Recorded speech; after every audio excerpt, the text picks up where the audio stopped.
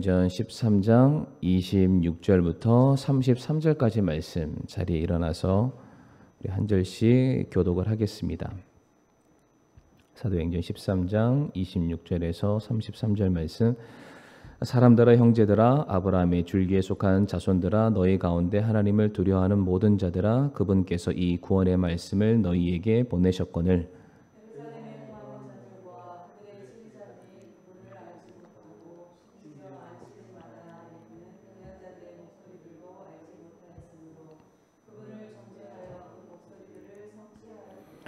그들이 그분에게서 죽일 이유를 하나도 찾지 못하였으나 그분을 죽일 것을 빌라도에게 구하였노라.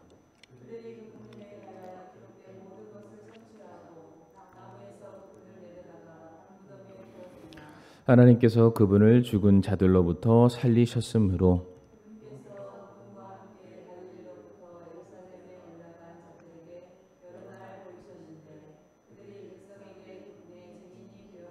우리가 너희에게 기쁜 소식을 밝히 알리노니 그것은 곧 조상들에게 하신 약속 바로 그 약속을 하나님께서 예수님을 다시 일으키심으로써 그들의 자손인 우리에게 성취하셨다는 것이라. 그것은 또 시편 둘째 편에 기록된 바 너는 내 아들이라 이날 내가 너를 낳았도다 함과 같으니라. 아멘. 말씀에서 한 번 더 기도하겠습니다. 고맙고 사랑 많으신 아버지 하나님, 이 시간 또 저희들 말씀을 듣기를 원합니다. 깨닫게 하여 주시고 정말 그 말씀을 우리 마음속 깊이 새기는 귀한 시간 되게 하여 주시옵소서. 부족한 종의 입술을 사용해 주시기를 바라오며 예수님 이름으로 기도를 드립니다. 아멘. 사도행전 13장 26절부터 33절까지 말씀 통해서 말씀을 붙들라라는 제목으로 함께 은혜를 나누도록 하겠습니다. 성경을 보게 되면 예수님에 대해서 이제 소개하는 많은 말들이 있습니다. 우리가 하나님에 대해서도 소개하는 많은 말들이 있죠. 뭐 여호와 이레라든지 여호와 라파라든지 여러 많은 말들이 있는데 예수님도 자기의 자신을 소개하는 많은 또 단어들이 있습니다. 특별히 이제 요한복음 말씀 보게 되면은 예수님이 스스로 나는이라는 말로 7가지로 자기를 소개하고 계시는데요. 나는 생명의 빵이다. 나는 세상의 빛이다. 나는 이제 양들의 문이다라고 말씀하시고요. 나는 선한 목자다. 나는 부활이요 생명이다. 나는 길이요 생명이다. 나는 참 포도나무다라는 말씀을 이제 남기시게 됩니다. 예수님이 자기 자신을 소개할 때 이제 이와 같이 소개를 하셨다는 건데 우리가 나중에 이제 요한복음 강의를 들어가게 되면은 이 부분에 대해서도 우리가 자세하게 한번 다루도록 하겠습니다. 다시 오늘 본문으로 돌아와서 오늘 본문 말씀에서도 보게 되면 예수님이 자기 자신에 대해서 소개하는 하나의 단어가 등장을 하는데 26절 말씀을 다시 한번 보도록 하겠습니다. 사람들아 형제들아 아브라함의 줄기에 속한 자손들아 너희 가운데 하나님을 두려워하는 모든 자들아 그분께서 이 구원의 말씀을 너희에게 보내셨거늘 이라고 되어 있습니다. 그러니까 예수님을 무엇이라고 지금 소개하고 있냐면 구원의 말씀이다 라고 예수님을 소개하고 있습니다. 오늘 우리가 설교 제목이 말씀을 붙들라인데 우리가 왜 말씀을 붙들어야 되나? 우리 첫 번째로 말씀이 곧 예수님이시기 때문입니다. 하나 더 넘겨주시면 말씀이 곧 예수님이시기 때문에 우리는 말씀을 붙들어야만 합니다. 방금 전에 26절 말씀 보게 되면은 예수님을 곧 구원의 말씀이라고 소개를 했는데 우리 바로 위에 있는 사도행전 13장 23절 말씀도 보게 되면 이렇게 소개를 하고 있습니다. 하나님께서 자신의 약속대로 구원자 곧 예수님을 일으키셨다라고 되어 있습니다. 하나님의 약속은 하나님의 말씀입니다. 그런데 그 말씀이 어떻게 약속으로 성취되었냐면은 예수님을 통해서 하나님의 약속의 말씀이 성취가 되었습니다. 그러니까 동일하게 예수님이 곧 말씀이라는 것을 우리에게 또한 가르쳐주고 계시는데요. 예수님이 말씀이시다라는 것에 대한 대표적인 성경 구절을 우리 성도님들 아시죠? 요한복음 1장 14절 말씀인데 우리가 이 말씀은 앞에 화면을 보면서 같이 한번 읽어보겠습니다. 시작. 말씀이 육신이 되어 우리 가운데 거하심에 우리가 그분의 영광을 보니 아버지의 독생하신 분의 영광이요 은혜와 진리가 충만하더라. 아멘. 여기서는 완벽하게 그냥 한 줄로 소개를 합니다. 말씀이 육신이 되었다. 물론 이거를 정확하게 이해할 만한 인간은 없습니다만 성경은 우리에게 소개하기를 예수님이 곧 말씀이시다. 말씀이 성육신, 육화가 되어서 인카네이션에서 이 땅에 내려오셨음을 말씀을 하고 계십니다. 그러니까 말씀이 곧 예수님이시고요. 예수님이 곧 하나님의 말씀이십니다. 그러니까 예수님과 하나님의 말씀을 절대로 따로 분리해서 설명할 수 없는 불가분의 관계, 동등한 존재임을 우리에게 설명하고 계시는데 왜 어째서 성경은 예수님을 곧 하나님의 말씀이라고 우리에게 가르치는 것일까? 침례 요한, 우리가 지난 시간에 침례 요한에 대해서 말씀을 나눴는데 침례 요한이 이제 제자들을 보내서 이제 예수님, 그러니까 이미 이제 사역을 감당하고 계시는 그 예수님이 진짜 그분이 맞는가 보내게 되죠. 그때 침례 요한은 감옥에 갇혀 있었고 확인할 길이 없자 제자들을 보내게 됩니다. 그때 제자들이 예수님께 찾아가서 당신이 그분이 맞습니까? 라는 질문을 던지게 됐을 때 예수님이 이러한 말씀을 남기세요. 마태복음 11장 4절부터 5절까지의 말씀인데요. 예수님께서 그들에게 대답하여 이르시되 침례 요한의 제자를 말합니다. 가서 너희가 듣고 보는 그것들을 요한에게 다시 보이되 너희 스승에게 알리라는 거죠. 곧 눈먼 자들이 시력을 받으며 다리 저는 자들이 걸으며 나병 환자들이 정결하게 되며 귀목은 자들이 들으며 죽은 자들이 일으켜지며 가난한 자들에게 복음이 선포된다 하라 라는 말씀으로 너희 스승에게 가서 말하라 라고 지금 가르치고 계십니다. 그런데 지금 예수님이 이런 말씀하신 이유는 단지 너희들 눈앞에 보여져 있는 어떤 특이한 상황을 보고서 야 이거 정말 신묘막측하다. 야 이러한 일들은 이렇게 대단한 분만 할 수 있는 게 아닌가? 가서 전해봐라. 신빙성이 있을 것이다. 지금 이런 말씀이 아닙니다. 지금 예수님이 하신 이 모든 말씀들은 예수님의 사역이기도 하지만 이거는 이사야 대언자의 예언의 말씀이 성취됨을 말해주는 것입니다. 이사야 61장 1절부터 2절까지 말씀을 이제 보게 되면은 이제 이러한 말씀이 있죠. 제가 따로 읽지는 않겠습니다만 방금 전에 예수님께서 마태복음 11장 4절부터 5절까지 하신 이 말씀이 정확하게 이사야 61장 1절과 2절 장차 오실 메시아가 감당하실 사역에 대한 소개와 완벽하게 지금 똑같은 말씀이 기록되고 있습니다. 그러니까 이미 수많은 대언자들을 통해서 메시아가 올 것이 선언이 되었고 그 메시아가 하실 일들이 성경 기록에 남겨져 있습니다. 그러니까 사람들은 무엇을 통해서 메시아를 확인할 수밖에 없냐면은 사람의 모습과 그 사람이 입고 있는 옷을 통해서 메시아를 확인하는 것이 아니라 그분의 사역이 우리가 믿고 배우고 확신했던 대언의 말씀, 성경 말씀과 똑같은지를 확인할 때에 이분이 메시아라는 사실을 알게 된다는 것이죠. 그러니까 예수님께서 지금 무엇으로 자기 자신이 주됨, 메시아됨을 확인하라고 말씀하고 있습니까? 말씀으로 1대1로 한번 대조해 봐라. 그러면 너희가 확인할 수 있을 것이다. 요한복음 5장 36절 말씀 보게 되면 예수님이 직접 이런 말씀을 하시는데요. 그러나 내게는 요한의 증언보다 더 큰 증언이 있나니 아버지께서 내게 주사 끝마치게 하시는 일들 즉 내가 행하는 바로 그 일들이 나에 대하여 증언하되 곧 아버지께서 나를 보내신 것을 증언하느니라. 자꾸 증언하니까 헷갈리시죠? 그러니까 이거예요.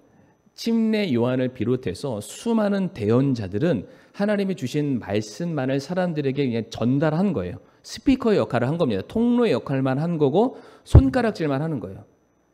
하나님의 말씀이 이렇다더라 저렇다더라. 그런데 그 모든 손가락이 수많은 대언자들을 통해서 침례 요한 한 사람에게 갔잖아요. 그리고 그 침례 요한이 손가락질을 딱 하는데 그분이 예수님이신 거예요. 그런데 예수님이 하시는 말과 행동과 그분의 사역을 보니까 성경 그대로의 모든 일들을 성취하시는 사역을 하는 거예요. 그러니까 침례 요한도 대단한 사람이에요. 왜? 그런 모든 삶을 통해서 메시아를 지목하는 삶을 살아야 되기 때문에 그의 삶 역시 여자가 낳은 자 중에 가장 큰 자라는 호칭을 받을 만큼 대단한 사람인 것은 맞지만 그는 그냥 고작 예수님을 소개하는 사람일 뿐 그가 소개하고 있는 예수님은 그의 모든 삶 자체가 말씀과 불가분의 관계가 아니라 말씀 본연의 삶을 살고 있다. 그러니까 예수님이 그래서 내게는 더 큰 증언이 있다. 내가 곧 말씀이다 라고 지금 자기를 소개하고 계시는 거예요. 우리 성도님들 최근에 그것을 보셨는지는 모르겠지만 들어는 보셨을 거예요. 요즘 세간에 화제가 되고 있는 다큐 영화가 하나 있는데 나는 신이다. 들어보셨나요? 다 아실 거예요. 이제 1편은 JMS고요. 이제 2편, 3편 계속 나옵니다. 이제 그 사람만 그 이단만 파헤치는 게 아니라 비슷한 많이 있잖아요. 이제 다 파헤치는 거죠. 근데 참 그 자료들을 좀 봤어요. 그 영상에서 간단하게 요약한 것도 잠깐 제가 봤는데 믿어지시나요? 상식적으로 이해가 되시나요? 거기에 유력한 사람들이 어마어마하게 많대요. 그 KBS에서 그 어떤 프로그램 보셨는지 모르겠지만은 KBS에서 나는 신이다라는 그 프로그램에 대해서 소개를 막 하고 있었는데 이제 어떻게 보면은 이제 교회를 뒤에 이제 돌려서 이렇게 비난하려고 했는데 그것을 파헤치는 어떠한 교수가 KBS 안에도 JMS는 있다. 내가 누군지 말할 수 있다. 그래서 그 프로그램 자체가 갑자기 시간이 없습니다. 시간이 종료해서 마치겠습니다. 뭐 이런 것들도 있었다고 하더라고요. 그러니까 이게 무슨 얘기하냐면은 성경을 객관적으로 읽고요. 비교 대조해 보면은 이분이 메시아인가 아닌가를 분명히 알 수 있다는 겁니다. 그런데 이단들이라는 특징이 뭐냐면은 덮어놓고 믿어라라고 많이 합니다. 그리고 말씀을 통해서 비교대조하는 것이 아니라 어떤 현상에만 치중하게 만듭니다. 그리고 그들의 삶에 그들이 필요로 하다라는 것만 채워주면서 내가 너를 구원할 메시아다라는 그런 말들을 많이 하게 되는 거죠.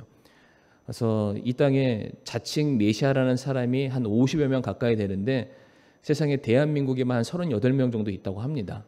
왜 이렇게 많은지 잘 모르겠습니다. 현혹이 되어 있는 거예요, 사람들이요. 그런데 예수님은 말씀하시죠. 내가 메시아됨과 그리스도됨에 대해서 나는 다른 말 하지 않겠다. 말씀을 놓고서 비교해봐라. 여기에서 무엇 하나 부족한 것이 있다면 나는 아니다. 그러나 그럴 리 없다.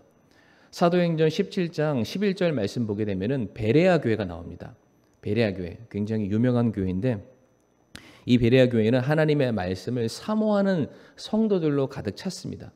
그런데 그 교회의 특징이 무엇이었냐면은 수동적으로 누군가 떠먹여주는 말씀만 받고 돌아가는 사람이 아니라 돌아갔을 때에는 그 말씀이 정말 그러한가 능동적으로 말씀을 연구하고 탐구했던 사람들입니다. 그러니까 연구하고 탐구했다는 말이 성경책 펼쳐놓고 다른 주석이라든지 또 다른 책들을 놓고서 비교 대조했다는 것이 아니라 하나님께서 내게 이렇게 살라고 명령하셨으니까 실제로 살아보는 거예요. 하나님께서 내게 금하셨던 것을 진짜로 금해보는 거죠. 하나님께서 내게 추구하라는 것을 추구하는 겁니다. 말씀 그대로 그들이 살아가게 되었을 때에 하나님의 말씀이 거짓 없이 자기들의 삶에 성취되는 것을 보게 되었을 때에 더더욱더 말씀을 사모하는 마음을 가질 수밖에 없는 거예요.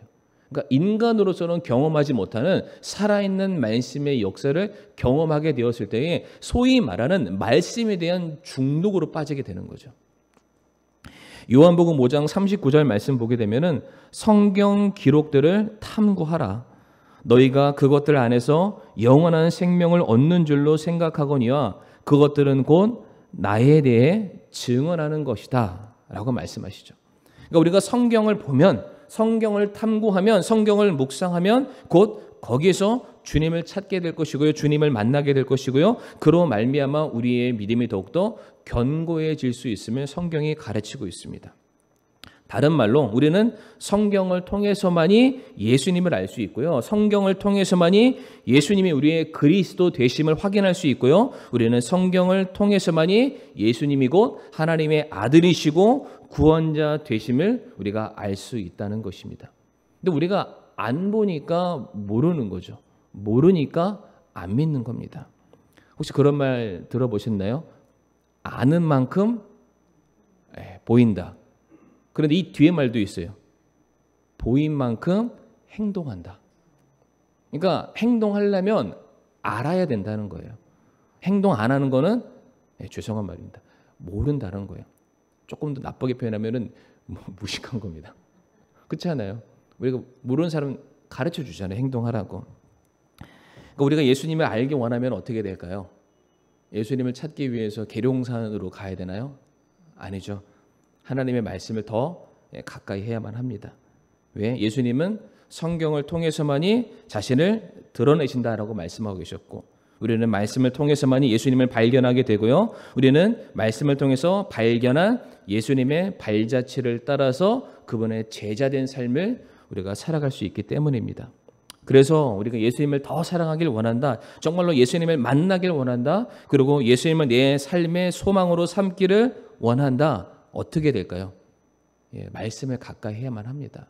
베레아 교회 성도들처럼 정말로 그러한가? 불신 때문이 아니죠. 정말로 그러함을 믿기 때문에 그 하나님의 능력의 말씀이 내 삶 속에 이루어지기를 바라는 그 마음으로 우리는 예수님이신 말씀을 내 삶 속에 가까이 해야 될 줄을 믿습니다. 그러한 차원에서 우리 교회 성도님들은 이게 일독하고 계시는지 모르겠습니다. 옛날에 제가 저와 제 아내에게 했던 얘기인데 NBNB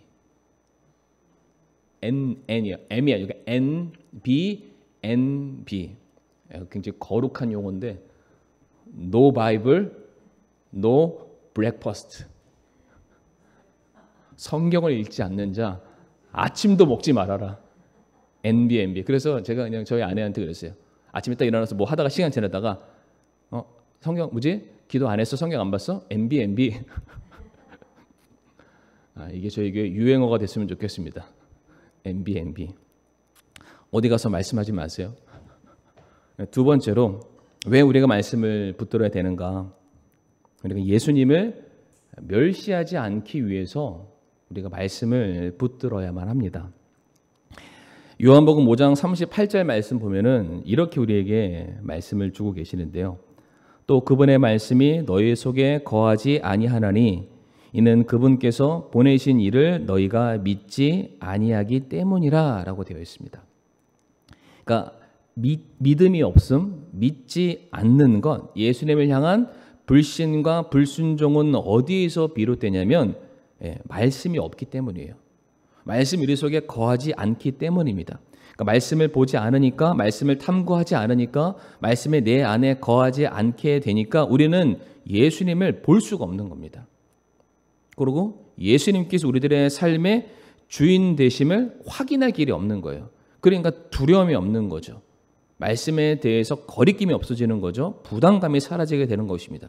그러다 보니까 말씀과 전혀 관계없는 삶을 살아가게 되는 것입니다. 오늘 본문 말씀도 보게 되면은 그 수많은 유대인들이 예수님을 십자가에 못 박았습니다. 그런데 성도님들 아시죠? 유대인들 하면은 누구보다 장차 오실 메시아의 도래를 사모하는 사람들이었고 누구보다 율법에 대해서만큼은 목숨처럼 여기는 사람들입니다. 그러니까 이 사람들은 결단코 말씀을 모르는 사람들이 아니에요. 제가 이제 사진은 제가 따로 만들어 놓지 않았지만은 이스라엘을 가시게 되면은 각 집마다 문 앞에 메주자라는 게 있습니다. 메주자. 그러니까 뭐냐면 이렇게 기다란 연통 같은 게 조그만한 거 있어요. 통이 하나 붙어 있어요. 집 문마다. 그러면 그 통을 열어보면은 이렇게 말려져 있는 종이가 들어가 있습니다. 말려져 있는 그 종이가 쏙 하고 이보다는 더 작겠죠. 쏙 하고 들어가 있는 통이 하나 항상 문 앞에 달려 있는데 여기에 보면은 하나님의 말씀이 기록되어 있어요. 마치 우리가 한 해가 되면 올해의 말씀처럼 썩는 것처럼 그 집안을 대표하는 가훈과 같은 말씀이 딱 이렇게 하고 꽂혀 있어요. 들어가고 나오고 항상 하나님의 말씀이 우리 가정을 지키기를 원합니다라는 차원에서 그것을 걸어놓은 거예요. 그걸 매주자라고 합니다. 뿐만 아니라 유대인들 랍비들 보게 되면은요, 이마에 말씀통을 붙여놓고 있어요. 그리고 손목에도 말씀 끈을 메고 있습니다. 이게 신명기서에 그렇게 나와 있어요. 너희 이마와 손목에 끈으로 말씀을 매라라고 되어 있는데 그것을 그대로 그들의 삶에 적용하면서 살아가고 있다라는 것이죠.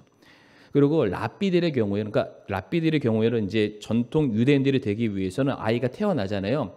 그러면 성인식이 될 때까지, 성인식이 제 기억으로는 한 14세가 되는데 이 기간 동안에 이 아이는 반드시 모세 오경을 다 암송해야만 합니다.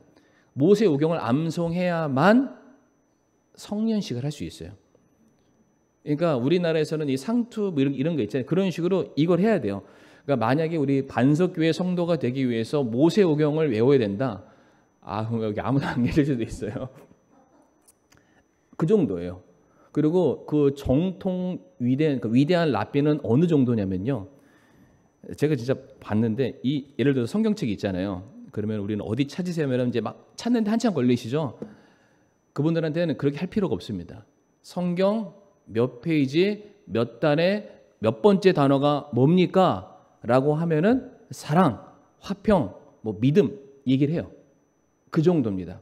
그러니까 걸어 다니는 성경인 거예요. 그러니까 이 사람들이 하나님을 모른다, 성경을 모른다, 가당치도 않는 거죠. 그런데 오늘 본문 27절 말씀 한번 보시길 바랍니다. 27절 말씀 보게 되면은 예루살렘에 거하는 자들과 그들의 치리자들이 그분을 뭐라고 되어 있어요? 알지 못하고 심지어 안식일마다 읽는 대언자들의 목소리들도 알지 못하였으므로, 그러니까 안식일날 읽어주는 대언자들의 목소리란 성경 말씀을 읽어준 거잖아요. 그러니까 그들이 늘 접했던 하나님의 말씀입니다. 모를 리가 없어요. 그런데 뭐라고 했어요? 알지 못하였다. 그러니까 알지 못한다는 말을 2번씩이나 반복을 하고 있습니다. 그러니까 그냥 한 걸음 뒤로 물러서서 모른다고 가정하고 모르면은 알아가면 되잖아요. 그런데 이게 모르면은 사람들이 얼굴이 굉장히 두꺼워지죠. 그냥 자기가 모르는 것을 감추고 싶은 거예요. 그래서 뭐라고 되어 있네요. 그분을 정죄했다라고 말하고 있습니다. 정죄했다. 그러니까 예수님이 분명히 말씀이세요. 말씀이 이 땅에 딱 오셨고 그 말씀이 내 앞에 서 계시고 그분이 하나님의 말씀만을 선포하고 있는데 나는 그거 모르겠다라고 말합니다. 말도 안 되는 거예요. 이 말씀에 대해서 누구보다 해박한 사람들이 자기 앞에 자기가 믿고 확신하는 말씀이 들려지고 있는데 나 그거 몰라라고 말하면서 그 말하시는 분을 지금 정죄하고 있습니다. 왜 이 사람들이 예수님을 정죄했을까? 이게 굉장히 중요한 파트인데 로마서 3장 20절에 이러한 말씀이 있습니다. 우리 한번 읽어주시겠습니까? 시작.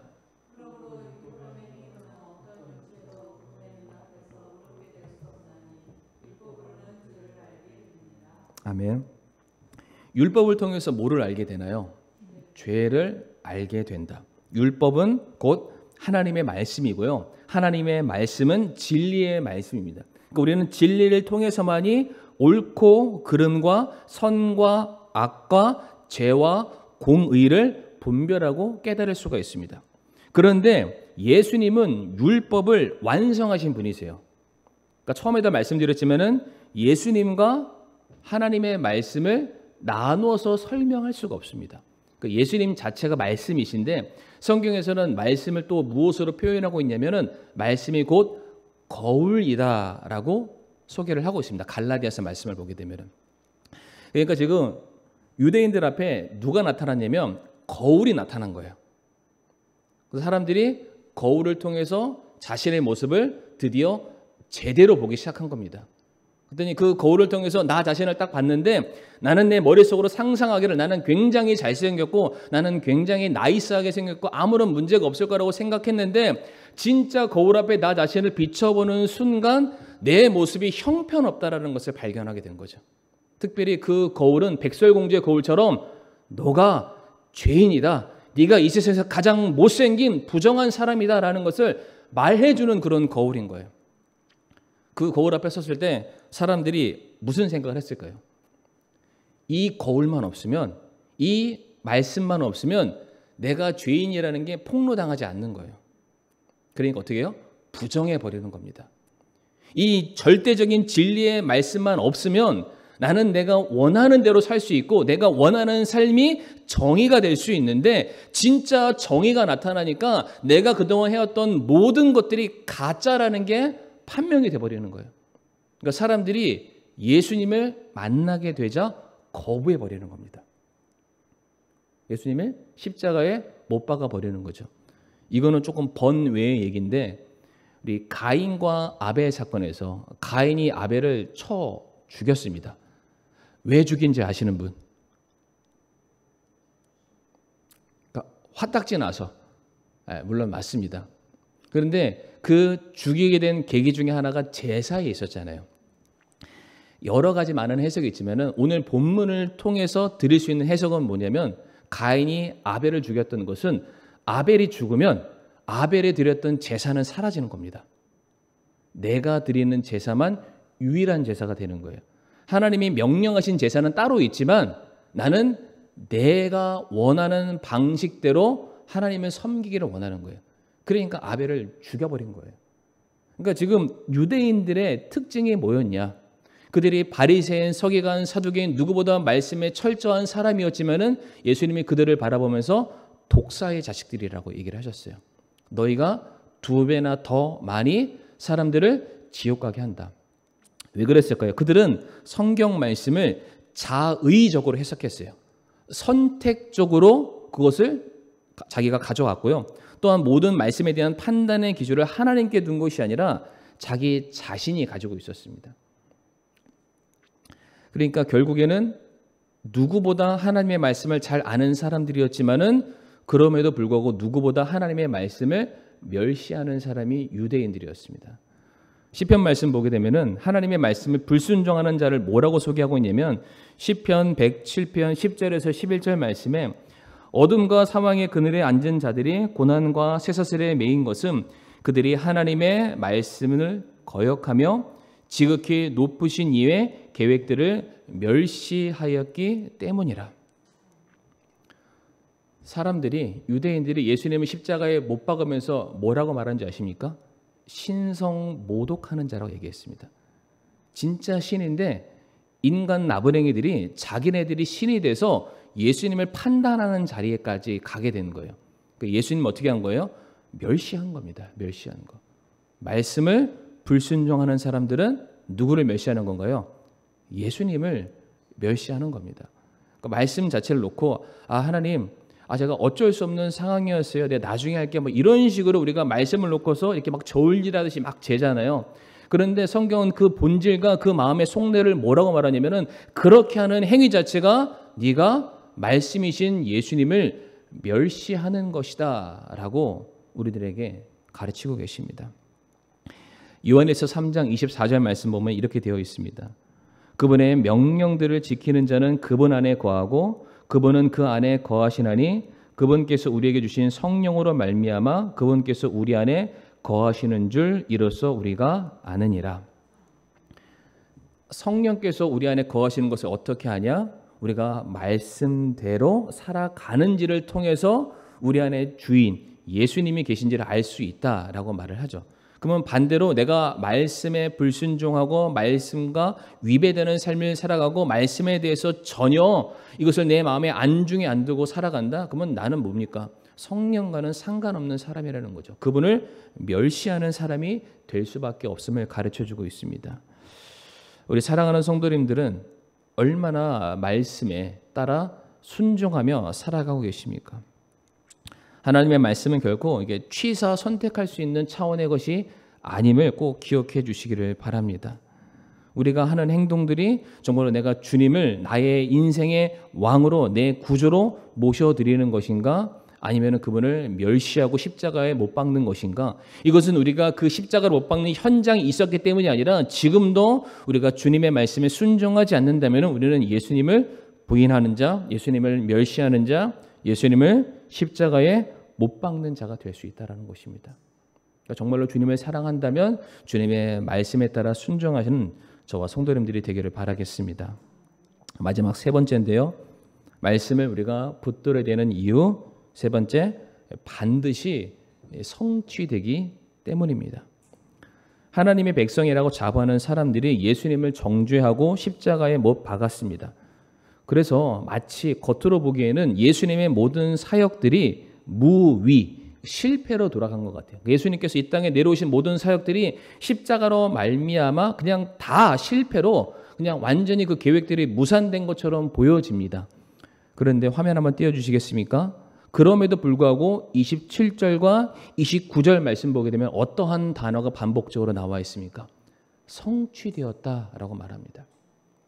기록된 모든 일들이 성취되었다. 30절과 33절까지 말씀 하나 더 넘기면 나올 텐데요. 이 말씀도 보게 되면은 내가 너희에게 기쁜 소식을 밝히 알리노니 하나님의 약속하심이 너희들에게 성취되었다라고 말씀하고 있습니다. 그러니까 사람들은 예수님을 부인했습니다. 예수님을 부인했다는 것은 그분의 말씀을 배척했다라는 뜻인데, 그러면 배척했으면 그 말씀이 우리 인간의 삶에 영향력을 못 끼쳐야 되잖아요. 그런데 하나님의 말씀하시기를 그럼에도 불구하고 하나님의 말씀은 성취되었다라고 말씀하십니다. 지금 정확하게 예수님께서 십자가의 고난을 담당하신 모든 일들은 이미 또한 이사야 53장 고난받는 메시아에 대한 예언을 통해서 이미 성경이 기록하고 있습니다.